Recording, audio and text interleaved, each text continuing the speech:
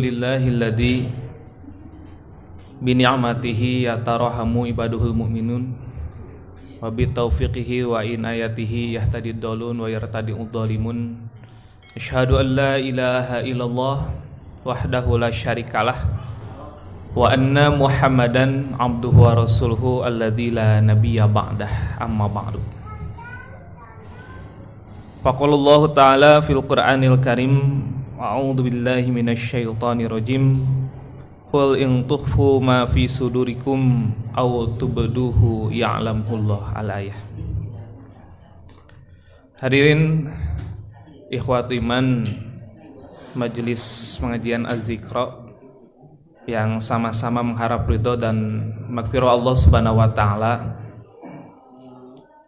Alhamdulillah pada kesempatan pagi ini saya dari perwakilan pimpinan wilayah Pemuda Persatuan Islam Jawa Barat bisa bersilaturahmi dengan ikhwatu iman semua di wilayah Bogor, dan sungguh luar biasa karena memang benar-benar berada di tengah kota ya, di Bogor ini, di Bogor Tengah, yang tentu saja ini tentu untuk rekan-rekan kami di pimpinan daerah Pemuda Bogor atau di PC Bogor Tengah ini menjadi tantangan tersendiri. Tapi mudah-mudahan dan selalu yakin bahwa intan surullaha yansurukum. Ketika kita membela untuk meninggikan agama Allah, yakinlah Allah itu akan menolong kita. Iwatimah rahimakumullah, terkait dengan materi yang akan saya sampaikan itu sudah diberikan ke panitia dan mungkin sedang difotokopi. Jadi sambil kita bahas, mudah-mudahan nanti di tengah-tengah bahasan makalahnya ada. Itu untuk sekedar baca-baca karena insya Allah saya yakin ikhwatu iman semua untuk hal keilmuan dari guru-guru asatid yang lain itu sudah mumpuni dan sudah lebih dari cukup. Mungkin ini sekedar untuk saling mengingatkan saja, kita murojaah ilmu-ilmu yang sudah didapatkan oleh ikhwatu iman semua. Judul dari makalah yang saya buat adalah manusia dihisab berdasarkan niat masing-masing. Saya mengetengahkan ini karena kadangkala kita terlalu capek, terlalu sibuk dengan memperhatikan amaliyah orang lain. Maaf saja, ini menjadi autokritik untuk kita. Kadangkala kita melihat ketika orang lain ibadahnya salah, kita mengatakan, kok kenapa dia ibadahnya salah? Kok kenapa dia ibadahnya seperti itu? Apakah dia tidak ngaji? Atau apakah dia tidak memperhatikan dan lain sebagainya? Memang kewajiban tawasau bil haq wa tawasau bis sabri itu ada. Tapi yang lebih utama ternyata adalah kita memperhatikan dulu diri sendiri. Orang yang tidak akan rugi itu ilaladina amanu wa amilus solihati, beriman, beramal soleh, baru saling menasehati dengan orang lain. Jangan justru kita lebih mendahulukan menasehati orang lain, tapi kita lupa menasehati diri sendiri. Makanya sampai Rasul mengatakan, tuba liman syaghalahu aibuhu an uyubin nas.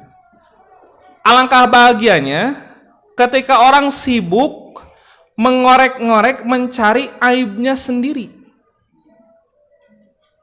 Ketika kita melihat orang lain umpamanya sholatnya salah, kita kembali pada diri kita. Kita sholatnya udah benar belum?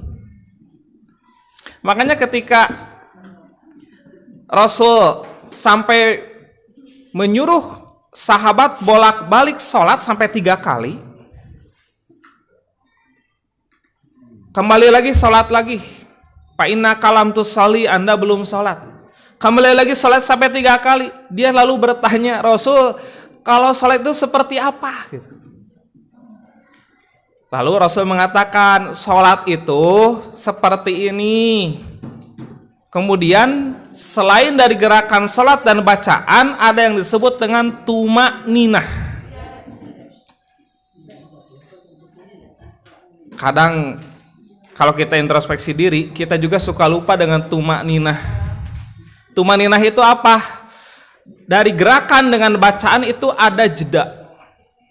Kita kadang-kala sambil bergerak sambil membaca bacaan, sambil ruku sambil membaca subhanarabbiyal adzim, sambil sujud masih belum sampai ke tempat sujud kita sudah membaca subhanarabbiyal a'la. Padahal itulah sholat yang salah.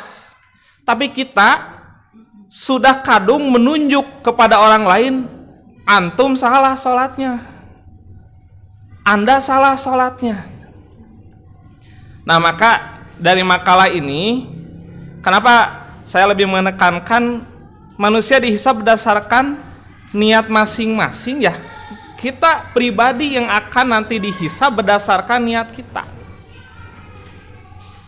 Karena bisa jadi kita salah niat pun itu menjadi permasalahan. Ada orang yang sholat karena hanya ingin beda, itu salah. Karena kita ibadah harus karena benar, harus karena yakin, walaupun resikonya beda dengan yang lain, bukan karena asal beda. Nah, maka dari itu, dari beberapa ayat dan hadis yang diketengahkan di sini, kita coba mengintrospeksi untuk diri kita masing-masing, terutama untuk diri saya pribadi, seperti apa kita. Karena nanti kita akan dihisab berdasarkan niat kita masing-masing dari amal yang sudah kita perbuat. Kita perhatikan yang pertama ada firman Allah Subhanahu wa taala dalam surat Al-Hajj.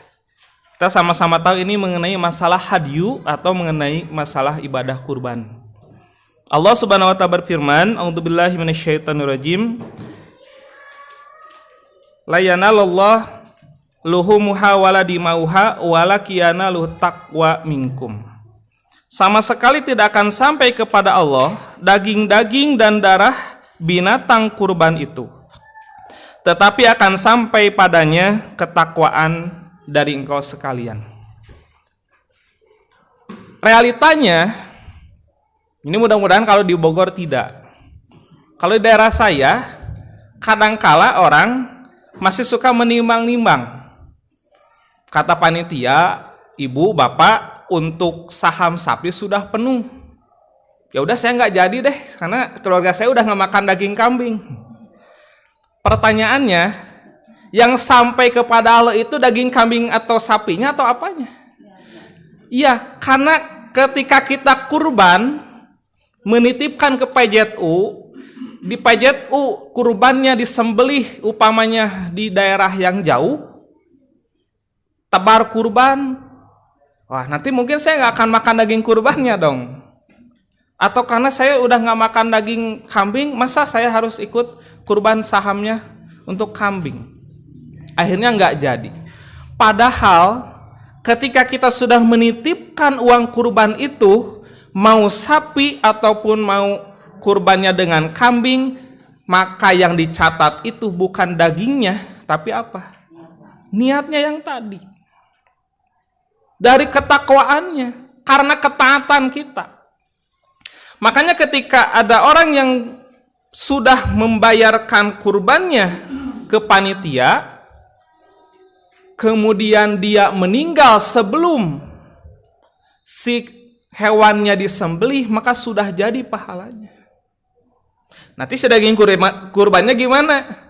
Ya bagikan ke ahli warisnya. Kenapa? Karena dia sudah tercatat. Bahkan kalaupun dia sudah berazam tapi tidak jadi, ibu-ibu udah berazam, tapi ada hal darurat sehingga si uang itu nggak jadi dikurbankan, tapi untuk hal yang darurat itu, maka niat dari kurban kita sudah dicatat. Itulah yang disebut dengan niat ketika tidak jadi, itu pahalanya 1. Tapi kalau jadi, pahalanya 2. Nah sekarang kita sudah beberapa kali berkurban, niatnya karena apa? Kalau niat ingin beli daging, saya kira jangan kurban. Uang 3,5 juta sampai 4 juta atau paling murahnya 3 juta. Kalau beli daging berapa kilo? 10 kilo. Tapi kalau kurban berapa kilo dapatnya? Masih ada di daerah saya ini yang iya, kok kenapa saya kebagiannya segini? Nah ini mungkin edukasi yang belum sampai ke umat bahwa yang namanya kurban itu seperti apa. Dalam sejarahnya yang namanya kurban zaman Rasul pertama kali diadakan, kata Rasul tidak boleh menyimpan daging kurban lebih dari 3 hari. Di kita ada yang menyimpan kurban tahun ini, ketemu lagi tahun depan masih ada di freezer. Itu untuk apa disimpan di freezer? Makanya ketika kurbannya bertambah banyak, kata Rasul, silahkan mau dimakan pakulu, wadakhiru mau diawetkan, watasodaku atau disodakohkan. Ya, ketika kita kurban, kalau memang sudah tidak makan daging, ya relakan saja sama panitia bagikan saja karena saya sudah tidak makan daging. Rugi tidak? Tidak, karena sudah jadi kurban. Tapi ketika yang kurban memakan daging dari hewan kurban itu, dia punya hak. Dan itu boleh. Karena kita tidak juga sampai melarang yang kurban memakan dagingnya. Karena dulu kan punya pemahaman seperti itu. Yang kurban makan kakinya, nanti ketika menyeberang sirat itu tidak ada kakinya, pincang deh. Nah ini mungkin ada kita introspeksi gitu. Yang sampai kepada Allah itu bukan kurbannya jenis kambing atau sapinya, bukan dagingnya, bukan darah, bukan kulitnya, tapi niatnya ini karena Allah atau karena malu.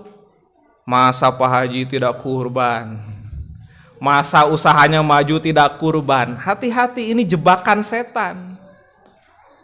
Sebab ketika kita berkurban dengan niat tidak karena Allah, maka bisa jadi kurban kita batal. Kenapa batal? Niat kita nanti dihisab. Kenapa Anda kurban? Wah ini tetangga saya kurban, masa saya tidak? Karena alasan itu maka tidak jadi kurbannya. Tapi kita tidak perlu sibuk memperhatikan orang lain. Nyonya saya mah pantas kurban tiap tahun karena dia mampu. Kita jangan melulu melihat orang lain, kembali pada diri kita. Kenapa kita tidak tiap tahun? Jangan melihat mungkin saja dia itu merasa malu. Jangan memperhatikan orang lain niatnya. Kembali niat kita, bagaimana niat kita kurban.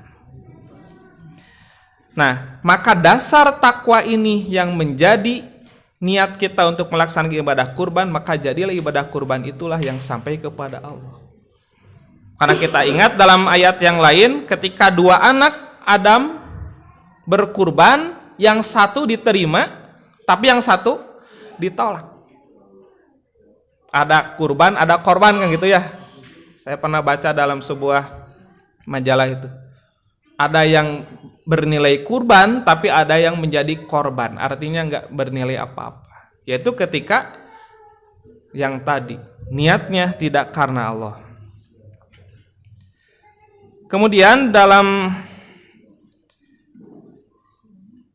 dalil yang kedua, qul in tukhfu ma fi sudurikum aw tubduhu ya'lamullah. Katakanlah wahai Muhammad, sekalipun engkau semua sembunyikan apa-apa yang ada di dalam hatimu ataupun engkau sekalian tampakkan, pasti diketahui juga oleh Allah.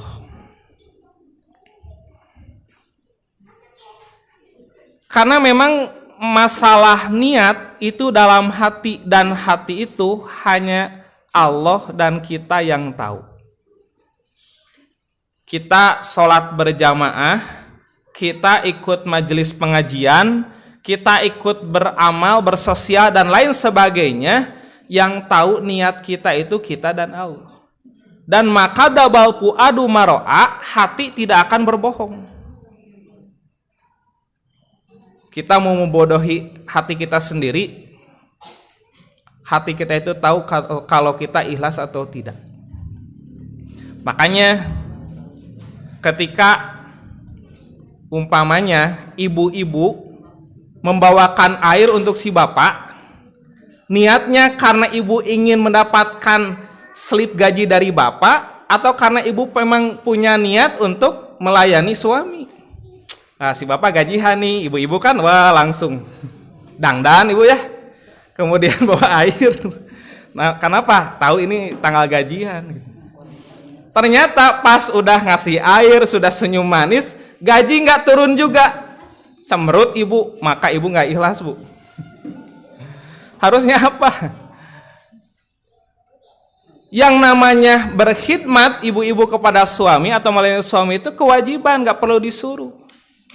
Suami tidak memposisikan istri sebagai pembantu dan istri tidak perlu disuruh untuk melayani suami. Maka masing-masing dengan keikhlasan itu akan bernilai. Karena apapun yang ada dalam hati itu akan dihisab.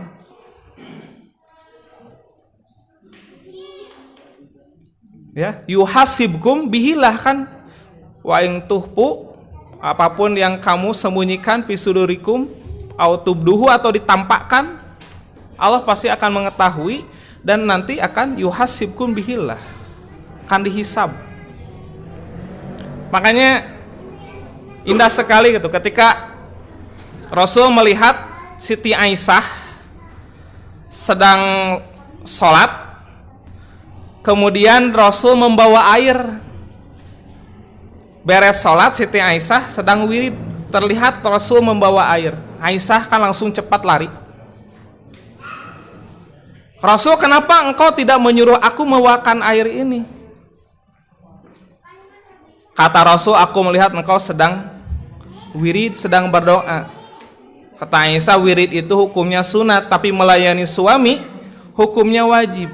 Maka oleh Rasul diberikan, nih bawakan. Di kita ada kejadian, mah minta air dong, ambil saja sendiri kan tahu tempatnya.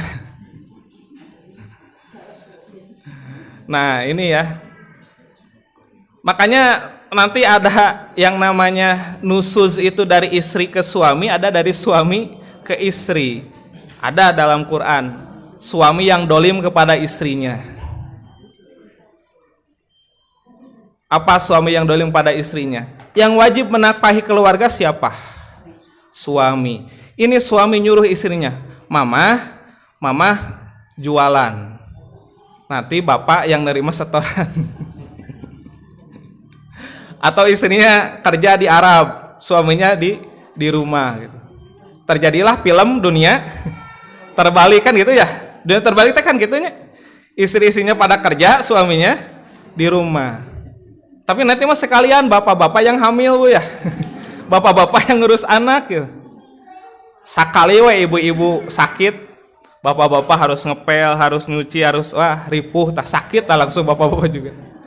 Tapi ibu-ibu mah bari sakit juga itu bisa. Tapi ketika semuanya dalam hati tidak ada keikhlasan, sayang Bu. Tos capek ya, kita udah capek, sudah berkeringat, sudah tidak bisa jalan-jalan ke sana kemari, tapi tidak ikhlas, tidak jadi pahala. Suami juga sama, sudah capek-capek kerja, pulang ke rumah tidak ikhlas memberikan kepada istri, maka itu juga sama. Maka dalam hati kita, niatkan segala sesuatu itu karena Allah. Ucapan, baik ucapan manis atau ucapan apapun, niatnya karena apa, itu akan nanti dinilai. Makanya jangan sekali-kali, ini kan dalam pelajaran usul fikih ada yang disebut maqasidul labdi ala niyatil lapid. Ketika seseorang mengatakan dihar itu mengatakan punggung istrinya seperti ibunya, maka sudah jatuh talak. Makanya jangan sekali-kali si bapak mengatakan, mah bapak sudah tidak tertarik dengan mama. Itu hati-hati. Kenapa tidak tertarik? Geus. Bapak gada sami, emang Bapak masih kena si Garapi Ahmad. Jadi hati-hati nih. Apa yang kita ucapkan kalau sudah berdasarkan niatnya seperti itu bisa jadi jatuh talak. Allah Maha tahu. Karena ketika kita salah ucap dalam niat itu sudah dicatat apa yang diucapkan. Makanya nahnu aqrabu ilaihi min hablil warid. Kami lebih dekat pada mereka daripada ulat lehernya. Sebelum mengatakan sesuatu sudah ada dalam hati kita, maka Allah Maha tahu. Nah, kemudian dalil selanjutnya dari Ummul Mukminin Ummi Abdillah Aisyah radhiyallahu anha qalat qala Rasulullah SAW yaghzu jaisun al-Ka'bata fa idza kanu bi baida minal ardi yukhsafu bi awalihim wa akhirihim qalat qultu ya Rasulullah kaifa yukhsafu bi awalihim wa akhirihim wa bihim aswaquhum wa man laysa minhum yukhsafu bi awalihim wa akhirihim summa yub'asuna ala niyatihim muttafaqun alaih. Dari Ummul Mukminin Aisyah radhiyallahu anha, dia berkata Rasulullah SAW telah bersabda, ada sekelompok pasukan yang hendak memerangi atau menghancurkan Ka'bah. Kemudian setelah mereka berada di suatu padang dari tanah lapang lalu dibenamkan dalam tanah tadi dengan yang pertama sampai yang terakhir dari mereka semua. Aisyah bertanya wahai Rasulullah, bagaimana semuanya dibenamkan dari yang awal sampai akhir, sedangkan di antara mereka ada yang ahli pasaran, maksudnya para pedagang, ada pula orang yang tidak termasuk golongan mereka tadi, yakni tidak berniat ikut menggempur Ka'bah. Rasulullah SAW menjawab, ya semua dibenamkan dari yang pertama sampai terakhir, kemudian nantinya mereka itu akan diba'as atau dibangkitkan dari masing-masing kuburnya sesuai dengan niatnya masing-masing.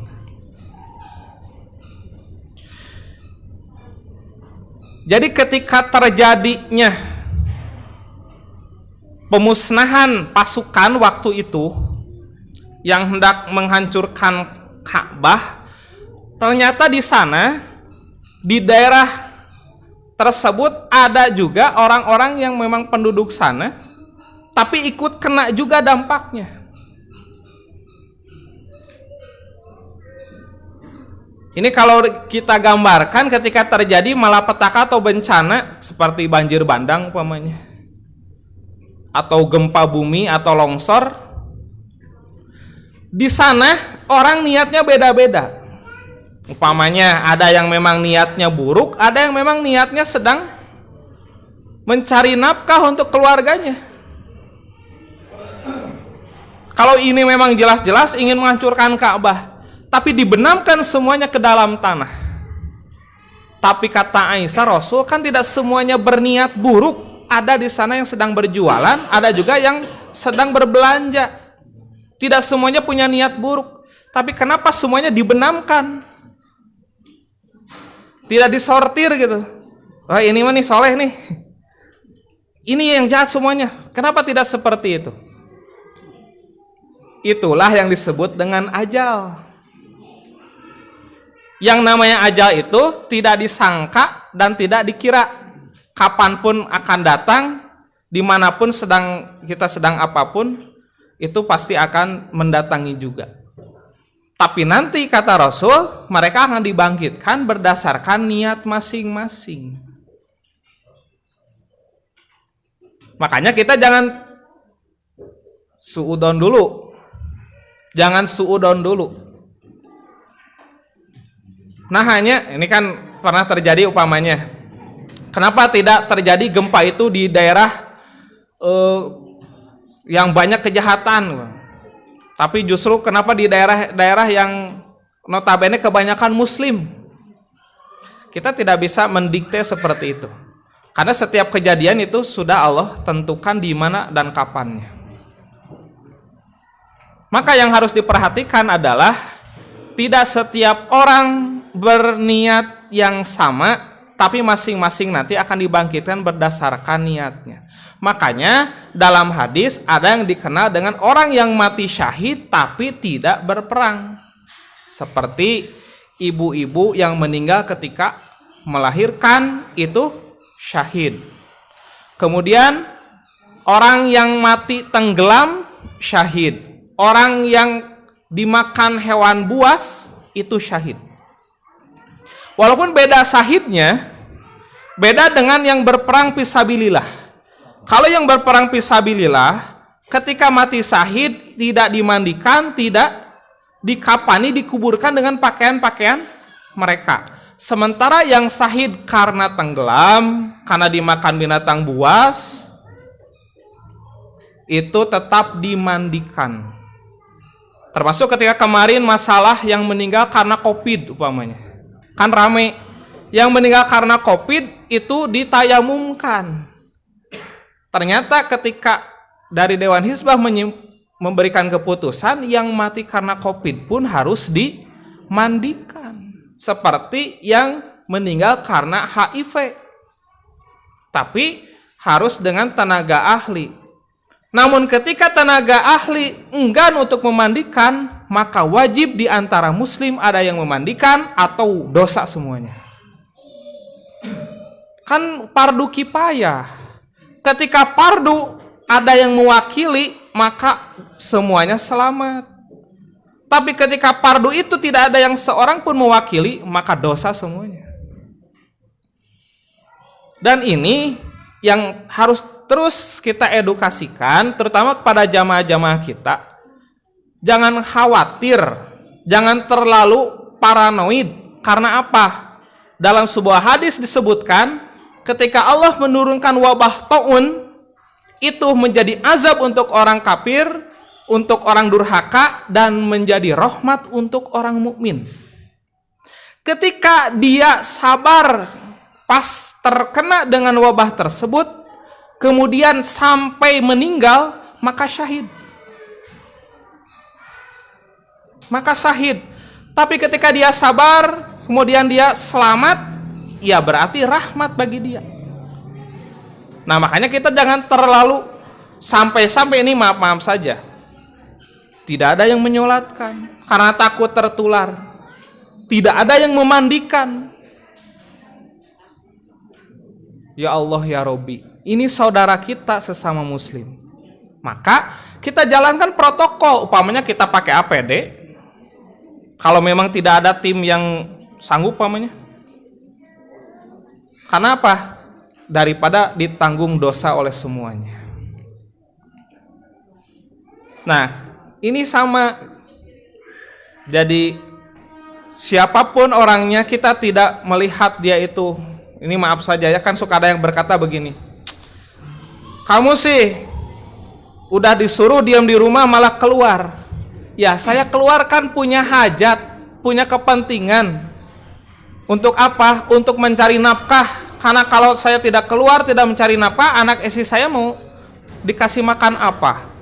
Kita mau menyalahkan karena mereka keluar rumah, kemudian umpamanya terkena COVID, kemudian kita menyalahkan mereka? Tidak. Kata Allah tadi dalam sebuah hadis oleh Rasul disebutkan, itu rahmat untuk orang mukmin. Maka insya Allah, kalaupun di diri kita atau keluarga kita ada yang terkena, kita yakin itu rahmat, bahkan akan menjadi penggugur dari dosa. Itulah syahid. Walaupun syahidnya tidak seperti yang fisabilillah, seperti yang perang fisabilillah. Makanya kemanapun kita pergi, jangan sekali-kali kita punya niat yang buruk, karena bisa jadi di tempat itu adalah ajal kita. Pernah lihat Bu di video viral yang sedang nyawer dangdutan meninggal, ruginya nyawer ke dangdutan maut deh, rugi banget Pak, mending kene nyawer mah ka ibu Pak. Karena tidak ada yang tahu ajal itu. Bisa jadi gitu ya, bisa jadi kan, bapak-bapak pergi karena lagi marah sama ibu. di tengah perjalanan meninggal. Nyesel nggak? Aduh, belum baikan. Makanya jangan sekali-kali kita memicu pertengkaran, karena bisa jadi sekecil apapun penyebab pertengkaran menyebabkan marah. Kemudian ketika kita marah, kita belum saling berbaikan, saling memperbaiki, kemudian ajal menjemput kita. Bisa nggak kita minta maaf ke kuburan? Nah ini makanya nanti dibangkitkan berdasarkan niat masing-masing. Makanya mudah-mudahan kita terus berdoa agar kita terhindar dari berbagai wabah, berbagai penyakit dan lain sebagainya. Tapi ketika kita kena, yakin itu rahmat dari Allah. Wa timarimakumullah. Hadis selanjutnya dari Abdullah bin Jabir bin Abdillah Ansari radhiyallahu anhuma qala kuna ma'an Nabi sallallahu alaihi wasallam fi ghazwatin faqala inna bil madinati larijalan masirtum masiran wala qatatum madiyan illa kanu ma'akum hasabahumul maradu wa fi riwayatin illa syarakukum bil ajri rawahu Muslim. Dari Abu Abdillah yaitu Jabir bin Abdillah Ansari radhiyallahu anhuma, beliau berkata, kita berada bersama Nabi SAW dalam suatu peperangan yaitu perang Tabuk. Kemudian beliau SAW bersabda, sesungguhnya di Madinah ada beberapa orang lelaki yang engkau semua tidak menempuh suatu perjalanan dan tidak menyeberangi suatu lembah, melainkan orang-orang tadi ada besertamu, yakni sama-sama memperoleh pahala, mereka itu terhalang oleh sakit. Maksudnya, andai kata tidak sakit pasti ikut berperang. Dalam suatu riwayat dijelaskan, melainkan mereka yang tertinggal itu berserikat denganmu dalam hal pahala. Hadis riwayat Muslim. Ketika orang sudah berazam, berniat, tapi terhalang karena uzur syar'i, seperti sahabat yang tidak bisa ikut berperang karena sakit, kata Rasul, mereka tetap sama seperti kamu pahalanya. Karena kalau mereka tidak sakit pasti akan berangkat. Tapi ketika karena sakit mereka tidak berangkat. Nah, sekarang kita kembali pada diri kita. Kita tidak berjamaah ke masjid itu karena apa? Umpamanya kaum bapak nih. Kaum bapak itu kan sampai Rasul mengatakan, kalaulah aku diizinkan, aku akan menyuruh seseorang mengimami sholat dan aku akan keliling kampung untuk memantau siapa yang tidak berjamaah akan kubakar rumahnya, kan gitu kata Rasul. Ya ini kan mubalaghah istilahnya, bukan harus dibakar seperti itu, tidak. Tapi mubalaghah saking harusnya kaum laki-laki berjamaah. Ini tidak sanggup berjamaah karena apa? Oh, ternyata bapak ini tidak berjamaah karena sakit. Maka tidak berjamaah karena sakit itu akan mendapatkan pahala berjamaah walaupun dia tidak datang. Karena tidak datangnya karena apa?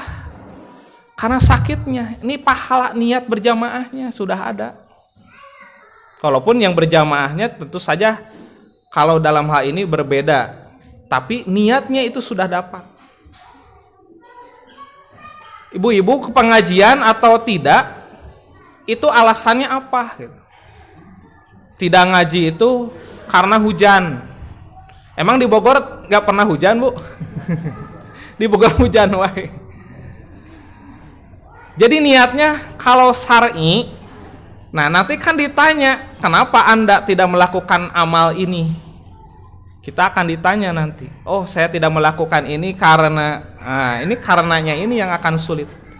Di depan manusia kita akan mudah berdusta, tapi di hadapan Allah yang akan berkata adalah kaki dan tangan kita. Pada hari di mana tangan akan, mulut akan dikunci dan yang berkata tangan kita dan yang akan menjadi saksi kaki kita. Kata tangan kita, saya tidak berangkat itu karena sibuk apa di rumah. Karena apa? kaki kita akan mengatakan karena melakukan ini, semuanya akan disampaikan. Sehingga orang tidak akan bisa mengelak. Termasuk ketika orang yang sedang safar tidak melaksanakan sholat rawatib, dia tetap mendapatkan pahala rawatib. Kalau apa? Kalau ketika di tempatnya rutin atau dawam melaksanakan rawatib. Baik itu mah rawatib tara gitu nya di sapar komo. Ya jangan mimpi. Jangan mimpi. Tapi yang lucu gitu, ada sebuah kaidah ar-rukhsatu la tunatu bil ma'asir. Ada kaidah mengatakan rukhsah itu tidak berkaitan dengan orang yang maksiat. Ada orang mau maling di suatu tempat, dia sholat jamaah qashar. Kenaon sholat jamaah qashar? Dan niat gerek maling. Gak ada kaitannya buat yang maling. Itu la tunatu bil ma'asir. Makanya ini betul-betul kita kembalikan, ini niat kita seperti apa, karena nanti itu akan dihisab. Kita tidak melaksanakan kurban itu karena kita memang betul-betul tidak punya uang, atau karena ada uang tapi kita enggan untuk berkurban. Makanya kata Rasul, pala yakrobana musolana, kan gitu ya, jangan dekat-dekat tempat sholat kami kalau orang yang mampu berkurban tapi tidak kurban.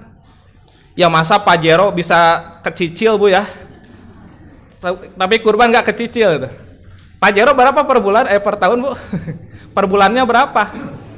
Kurban berapa kalau kita per bulan? Cuma 3,5 juta atau 4 juta. Jadi akan sama kata Rasul, berserikat dari pahalanya. Tapi alasannya itu yang syar'i, dan nanti alasan itu yang akan dihisab.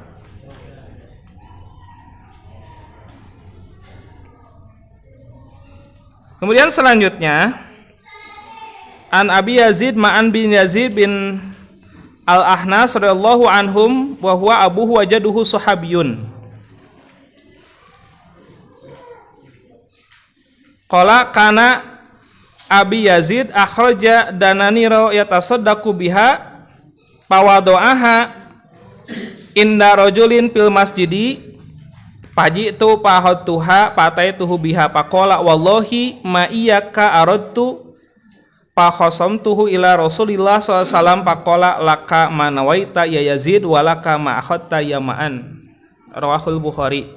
Dari Yazid yaitu Ma'an bin Yazid bin Ahnas radhiyallahu anhum, ia ayahnya dan neneknya adalah termasuk golongan sahabat. Subhanallah ya, Masya Allah. Ini satu keluarga semuanya sahabat Rasul. Dia berkata, ayahku yaitu Yazid mengeluarkan beberapa dinar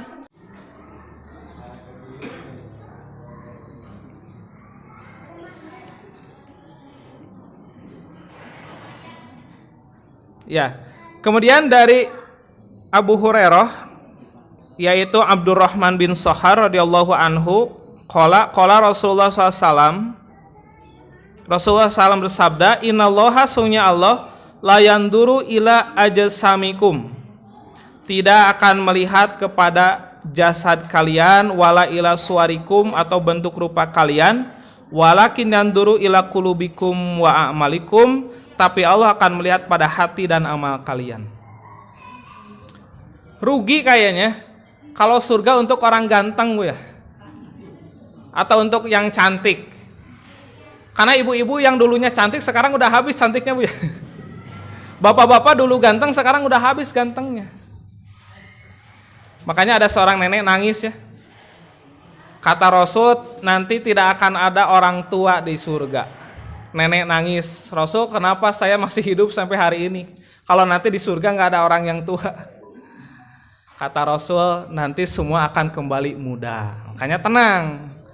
Mau sampai usia berapapun, yang meninggal masih kecil, masih bayi, atau yang meninggalnya sudah tua, nanti di akhirat semuanya akan berusianya sama. Jadi di dunia lah ketika kita merasa wah dia cantik, wah dia ganteng. Di akhirat itu semuanya tidak akan berlaku.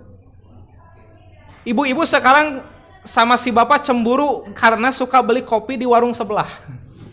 Kenapa sih dah ibu juga bisa bikin kopi? Di akhirat itu nggak akan ada cemburu. Makanya kalau tidak bisa poligami di dunia, di akhirat mah bisa. Dah ibu-ibu gak mau cemburu. Tambah ngupahan maneh. Intinya apa? Intinya tidak akan melihat bentuk rupa, tidak akan melihat jasad tinggi atau kurang tinggi. Kadang ada orang yang suka rendah diri, pamannya saya memang mukanya pasaran. Emang yang lain nggak pasaran? Orang tidak pede dan lain sebagainya. Tidak akan dilihat oleh Allah.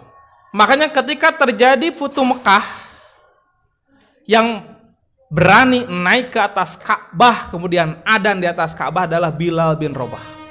Orang Quraisy semuanya tercengang, berani-berani Bilal naik. Itu kan dalam tafsir sampai Rasul mengatakan karena ada turun ayat inna akramakum indallahi atqakum. Bukan karena Bilalnya yang memang berkulitnya tidak putih. Bukan karena dia bukan orang Quraisynya. Tapi yang mulia di antara kalian itu adalah orang yang bertakwa. Makanya ketika kita mau banding-bandingkan, pamannya nih ada pemudi dilamar oleh pemuda. Pemudi mengatakan ngaca dulu dong. Cek pemuda teh. Walaupun muka saya pas-pasan, tapi saya punya niat ingin membersamaimu di surga. Sok rek kumaha tah? Siap teu? Ini untuk para jombloan gitu ya. Kata trikna ka orang tua. Pak, abdi mah teu gaduhna naon tapi abdi gaduh niat yang jadi imam di surga. Waj'alna lil muttaqina imama.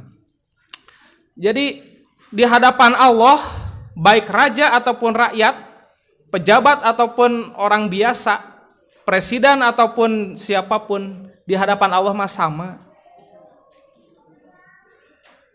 Hakikatnya semua kita mengalami lima alam.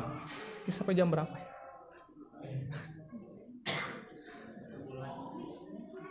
Lima alam.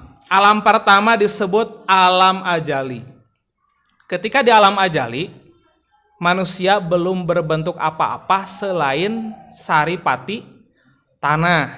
Saripati tanah itu diturunkan dari air hujan kemudian bercampur dengan tanah jadi saripati tanah. Saripati tanah itu diserap oleh tumbuhan. Ada yang dimakan oleh hewan-hewan di tanah, kemudian dimakan oleh hewan yang ada di atas. Hewan yang di atas dari tumbuhan itu dimakan oleh calon orang tua kita. Baru calon dan nikah. Kemudian menikah, memiliki keturunan, jadilah kita.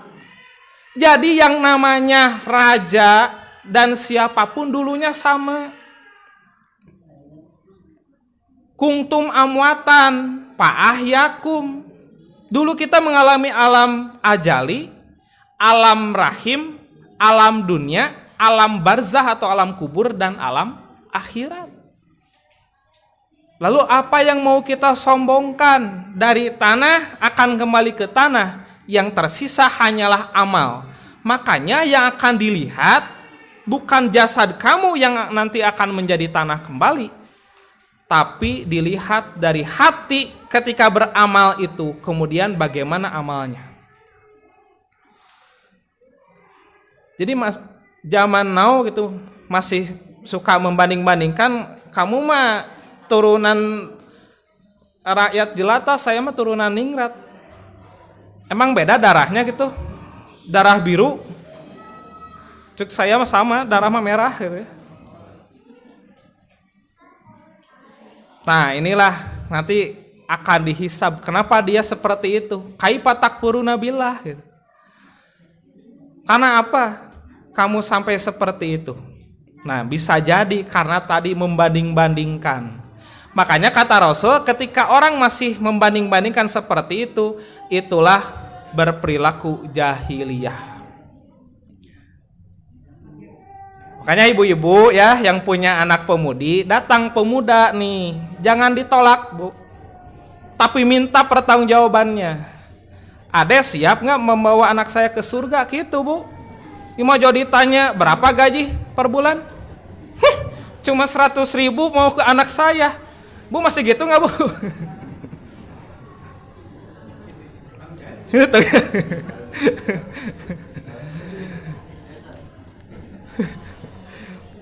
Takkan tenang para pemuda ku saya dibela lah. Sok kayong ka putra nu mana? Insyaallah Bu, yang mahal itu kesolehan bukannya harta. Harta itu ditinggalkan tapi kesolehan itu akan dibawa sampai ke surga. Tapi insyaallah ibu-ibu mah sudah siap, tinggal pemuda nawe teh aya kawani mah. Jo isin gitu. Aduh tak remegog cenah. Jo sieun. Selanjutnya An Abi Musa Abdullah bin Qais al-Asy'ari radhiyallahu anhu qala su'ila Rasulullah SAW anir rajuli yuqatilu syaja'ata wa yuqatilu hamiyata wa yuqatilu riya'a ayyudzalika fi sabilillah.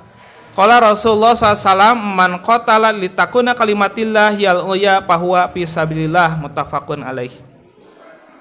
Dari Abu Musa yakni Abdullah bin Qais al-Asy'ari radhiyallahu anhu, katanya Rasulullah SAW ditanya perihal seorang yang berperang dengan tujuan menunjukkan keberanian, ada lagi yang berperang dengan tujuan kesombongan, ada yang artinya kebencian, ada pula yang berperang dengan tujuan pamer, menunjukkan pada orang lain karena ingin berpamer. Manakah di antara semua itu yang termasuk dalam jihad fisabilillah? Rasulullah SAW menjawab, barang siapa yang berperang dengan tujuan agar kalimat Allah, agama Islam itu yang luhur, maka ia disebut fisabilillah.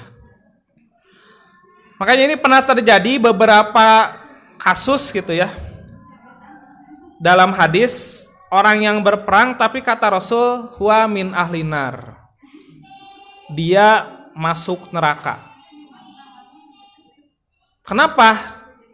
Karena ada orang yang berperang tujuannya ingin menunjukkan keberanian. Ingat ketika 212, kenapa orang berjubel datang ke Jakarta? Kalau niatnya karena saya berani, kalau saya disuruh akan saya culik. Atau niatnya karena kebencian, saya kehel, benci sekali, saya ingin memusnahkan dia. Atau niatnya karena ingin berpamer atau ria. Maka di antara itu yang disebut fisabilillah tidak ada. Ternyata yang disebut fisabilillah ketika kita berniat ingin meninggikan agama Allah. Makanya ketika Ali sedang mengejar musuh, kemudian diludahi, Ali tidak jadi membunuh musuhnya tersebut. Karena apa? Takut ketika dia membunuh karena marah. Sementara jihad fisabilillah karena benci itu tidak jadi jihadnya. Makanya ketika ada sebuah hadis mengatakan kamu mempertahankan harta kamu dari penjahat dengan niat ingin mempertahankan, membela diri sampai si penjahat tersebut mati, maka kamu tidak dosa. Ini dalam Islam ya, tidak dosa. Dan kalaupun sampai kamu meninggal, maka kamu syahid. Tapi niatnya bukan karena benci, tapi niatnya karena mempertahankan diri dan keluarga dan harta bandanya. Nah makanya dipisahkan antara emosi, ya, emosi karena marah dan karena kita membela agama Allah. Karena kita membela diri. Ketika punya slogan Ishkariman au mut syahidan itu, ketika kita betul-betul membela kalimat Allah. bukan karena kita marah kepada seseorang. Takut-takutnya kita sudah berlumuran darah tapi tidak jadi disebut fisabilillah karena niatnya dalam sebuah hadis disebutkan kadzabta, engkau dusta. Engkau ikut berperang itu karena engkau ingin disebut pahlawan atau ingin disebut pemberani, dan itu sudah engkau dapatkan. Maka silakan ambil yang sudah kamu dapatkan itu, dan untuk orang tersebut dilemparkan ke neraka. Ini kan rugi. Nah, makanya ketika kita umpamanya di dalam jamiah mau menyelenggarakan suatu kegiatan, melaksanakan suatu program jihad, ingat niat kita. Bukan untuk ingin pamer, bukan untuk ingin apa, tapi untuk meninggikan kalimat Allah, ingin lebih menyebarkan dakwah dan lain sebagainya. Bukan karena niat yang lain-lain.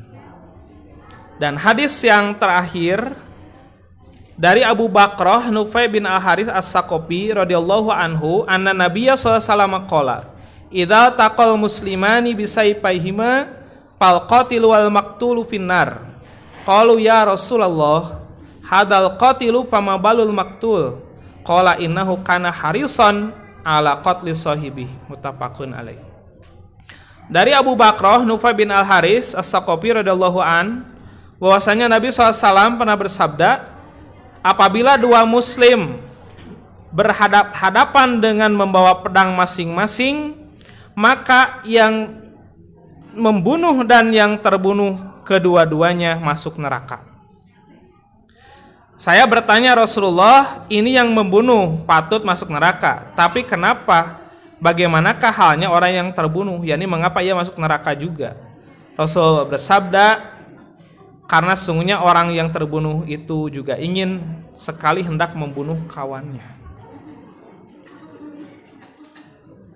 Makanya wa iman rahimakumullah, ketika kita ada pertikaian, apalagi dengan saudara kita yang dekat, sesama muslim lagi, kemudian bertikai, biasanya gara-gara apa?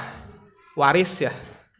Biasanya gara-gara waris, pertikaian sesama muslim sangat hebat, bahkan sampai bawa ke pengadilan segala. Ada seorang anak menuntut ayahnya berapa miliar? 3 miliar. Gara-gara apa? Gara-gara ayahnya umpamanya warisan hak anaknya digunakan. Ini kan aneh. Sesama muslim saling menghujat, ternyata rata-rata karena masalah harta, karena masalah waris. Ini batasnya bergeser 1 jengkal.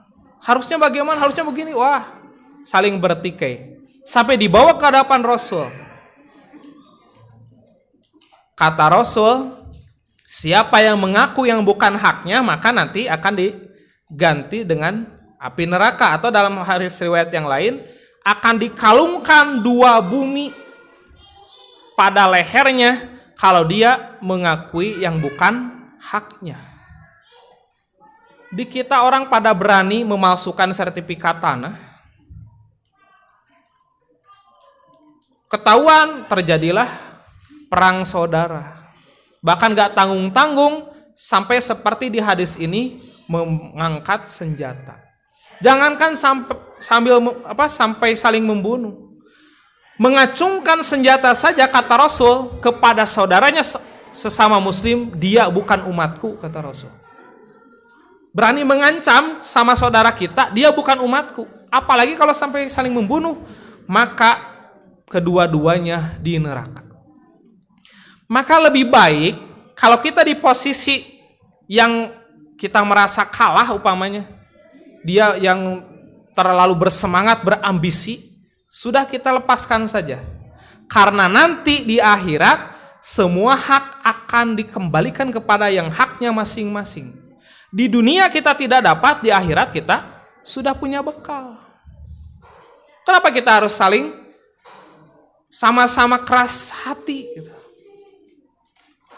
Makanya syarat musyawarah adalah linta lahum. Pabima rahmatin minallah linta lahum. Maka dengan rahmat dari Allah, hendaklah engkau linta lahum, berlaku lemah lembut kepada mereka. Pain paddon golidul qalbi lang paddu min haulik. Kalau kita berkeras hati, yang ada akan terjadi perpecahan, tidak akan beres masalah. Fa'fu anhum wastaghfir lahum. Maafkanlah mereka dan mohonkanlah ampunan untuk mereka. Baru fa idza azamta fatawakal 'ala Allah. Kalau sudah berazam, ini sudah membulakan tekad, baru bertawakal kepada Allah. Musyawarah baru akan beres. Percuma mendatangkan ustadz juga untuk penengah ketika bab waris tetap masih menggunakan hawa nafsu. Bapak punya anak. Anaknya ada laki-laki, ada perempuan.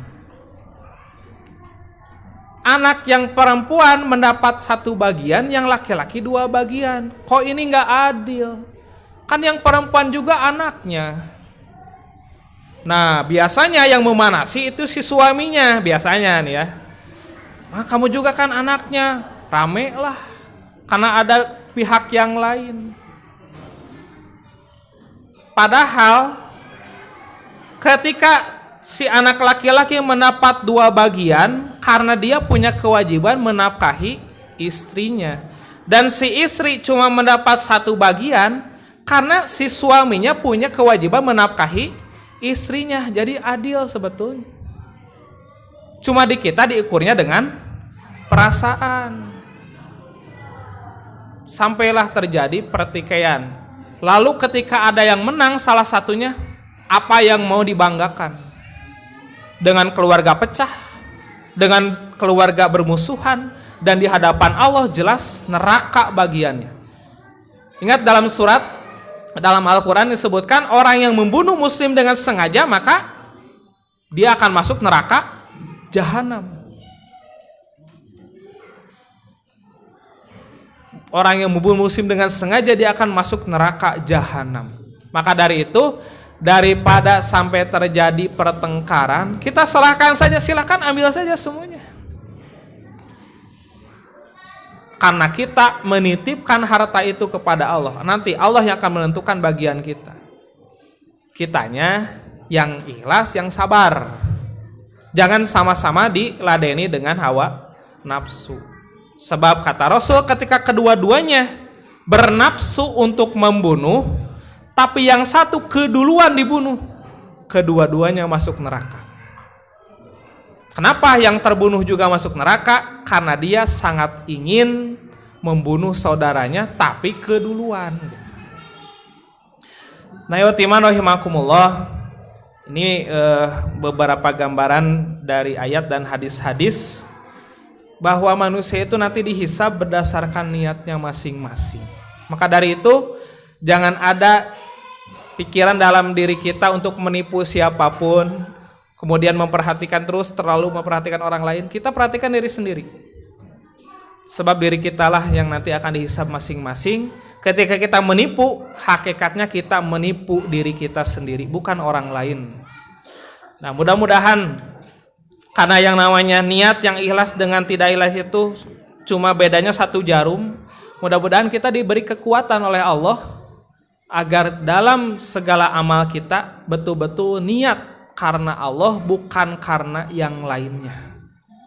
Dan kita meminta agar Allah memberi pertolongan dan kekuatan kepada kita agar kita bisa menjaga hati kita yang selalu berbolak-balik. Ingat, godaan setan itu di 3 kesempatan. Pertama sebelum beramal, kedua ketika beramal, yang ketiga setelah beramal. Amal kita sudah lama kita kurban, hari ini kita sebutkan, maka batal pahala kurban kita. Kalau kita berniat ingin diketahui oleh orang lain. Batal pahala wakaf kita ketika kita menyebutkan, saya juga punya andil wakaf di masjid ini. Gak perlu orang tahu, karena niat kita sudah dicatat, malaikat sudah mencatat amal kita. Maka insya Allah ketika niat kita semuanya karena Allah, ketika dihisab di hadapan Allah, kita tidak akan dikatakan orang yang berdusta, tapi dikatakan orang-orang yang membenarkan apa yang diimaninya dan yang diyakini. Itu saja mungkin yang dapat saya sampaikan ala kadarnya untuk memurojaah ilmu-ilmu yang sudah ibu bapak dapatkan, dan mohon maaf atas segala kekurangannya. Rabbana atina fid dunya hasanah wa fil akhirati hasanah wa qina adzabannar. Aqulu qouli hadza wa astaghfirullaha li wa lakum. Wassalamualaikum warahmatullahi wabarakatuh.